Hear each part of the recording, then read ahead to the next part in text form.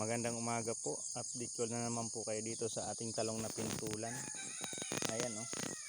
Ang gaganda na po nila. Ayan, marami na rin po silang bulaklak. Ayan. Hanggang dun po sa dulo. Ayan. Kita ko po sa inyo. Ito po ay katatapos lang natin magpalinis kahapon. Ayan oh, ang dami pong bulaklak nila. Ayan dun. Ayan po oh. Ayan. Dami. Ayan po, may mga bunga na yung iba. Ayan oh, may bunga na po, malalaki na ng konti. Ayan, ang gaganda na po nila oh. Ang ganda dun.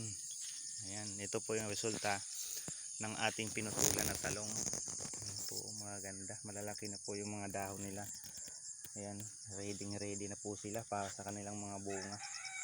Ito po yung sinabuyan natin ng isang araw ng abono. Ayan pa nga oh, di pa po natutunaw masyado yung abono. Ayan po yung bunga nila oh, malalaki na. Ayan, hanggang doon. Ayan, daming bulaklak po oh, ang bunga oh. Oh, madumi dahil sa ulan. Ayan po oh. Ayan. Ayun, may mga bunga na po doon sa kabila oh. Ang dami. Ayan, yun lang po. Update ko lang po kayo. Maraming salamat po.